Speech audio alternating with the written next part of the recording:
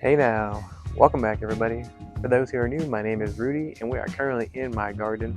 And in today's video, we are starting off season 3, episode 1 of our indoor multi-part grow series. And in today's video is going to be all about setup and prep to get things ready. So let's set ourselves up for success and let's get into the video. Showing! Now the 3 main building blocks for any good soil mix consist of 3 ingredients. And the first is compost. The second is going to be Coco Coir or peat moss. And lastly is perlite. Now if you check the back of any soil mix ingredients, you'll see a variation of these 3 products. Now each of these 3 ingredients are going to provide something beneficial to your plants. Now when talking about compost is going to be providing the soil life of your soil mix. A well broken down compost is going to be teeming with microorganisms. And these microorganisms will form a symbiotic relationship with your plants. And this relationship in turn will provide nutrients to your plants. Now if you'd like to learn more about this relationship, I did a whole separate video on this and I'll link it here at the top as well as in the description. Now when it comes to Coco Coir and peat moss, they are used for water retention. Now they're derived from 2 different products, but specifically Coco Coir comes from coconuts. Any good soil mix is going to need water retention. And lastly, we have perlite, which is contrary to the Coco Coir, as perlite is actually used to help with drainage. You don't want to have a soil mix that holds on to too much moisture because then you'll waterlog your plants. So by adding perlite will be the best of both worlds. Now in their raw forms as of right now, they're not really ready to be put in a soil mix. So what I like to do and what I'm going to show is I like to sift out my compost because there are a lot of woody bits and can potentially have some chunks that I really don't want in my soil mix. So I'm going to sift that out.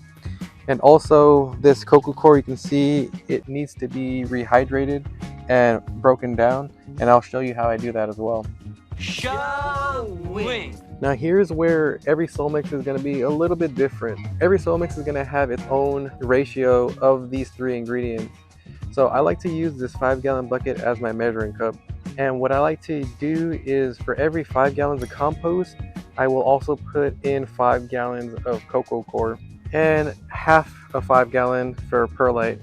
Because I noticed when I add too much perlite, it's too airy and it tends to dry out quicker. So 5 gallons of compost, 5 gallons of Coco Coir, and about 2.5 gallons of perlite. Now here I have my soil sifter right on top of a wheelbarrow, and I'm going to be using this to sift out all my ingredients. I'm just going to take my 5-gallon bucket and add my compost to it. So I fill it up about almost all the way full. It's about right here. So leave a little off the top, and then I'm just going to go ahead and add that little by little. And then it's just a matter of moving the soil back and forth just so that all the smaller pieces can fall right through the mesh and all the larger pieces are on top.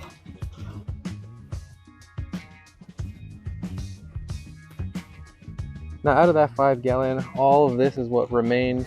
And you can see it's just larger pieces of wood that still hasn't broken down. We've got an eggshell here and just some other woody bits that I really don't want in my soil mix. Now I definitely wouldn't throw this away. This is just going to go right back into the compost, and not in the compost that I'm still going to be using. I'm going to be throwing it in one of these other bins. Now if you only have one system, I would just put this in a separate little container, say an extra 5 gallon if you have one. Just leave it in there. Once you're all said and done with your soil mix, you can just throw that right back into the same compost. So normally I would do this process first because this takes a little while to rehydrate, but basically going to be putting the Coco Coir in any size container. Then going ahead and filling it about quarter to half full, then letting the cocoa absorb all that water. Now that the Coco Coir has absorbed all the water, I'm basically going to just use a shovel, just break it down. So now you can see what Coco Coir should actually look like. Right here, I'm going to be adding my perlite to my 5-gallon bucket just to measure. Now for the perlite, it's already small to begin with, so there's not going to really be that much sifting going on. So it's really moving easily through the mesh. And then there are just a little bit of larger pieces, you can literally just push them down and it'll break into the smaller chunk that we're looking for. And lastly, Coco Coir right here at the bottom. I'm gonna get 5 gallons of this as well. All right, and that's all topped off. Just about full. And again, the same.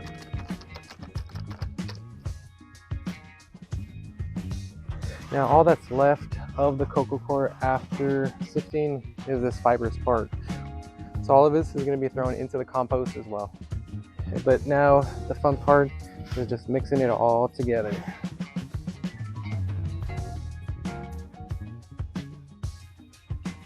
And now we have our finished product. That is a high quality soil mix, really light and airy.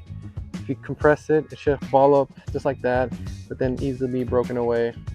Now all that's left to do, and what I like to do, is put this in a container. Now the next step, you can add your granular fertilizer right now into the soil mix while it's in this storage container, or you can add it at the time when you're filling up your pots. Now if you know you're going to be using it soon, I'll just add it to the mix right away. But if you know it's going to be sitting around for a while, I would wait to put any fertilizer in it.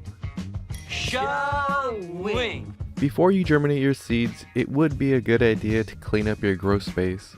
Seedlings are very tender, so by cleaning, you can prevent your seedlings from catching anything that might have been left behind from your last grow. And test your lights, tent, fans, humidifiers, or any other peripherals you may be using to make sure that they're functioning properly and ready to go. Here would also be a good time to do a test run of your grow environment. If you're using any type of automation controllers, turn everything on as if you would if your plants were already growing. Check the temperature, humidity, and make sure they are in range of your set targets. See if you need a supplement with any extra fans, or maybe open an exhaust flap on your tent. Check your temperature and humidity readings at different parts of the day, as they can fluctuate. Knowing your environment is halfway to success. And that's it for episode 1, guys. So I hope you guys all enjoyed it. If you did, don't forget to throw up a thumbs up. And don't forget to tune in next week, where we're going to be going over the fertilizer recipe for our soil mix. And we're also going to be going over the grow environment and how to start your seedlings properly so you get good germination.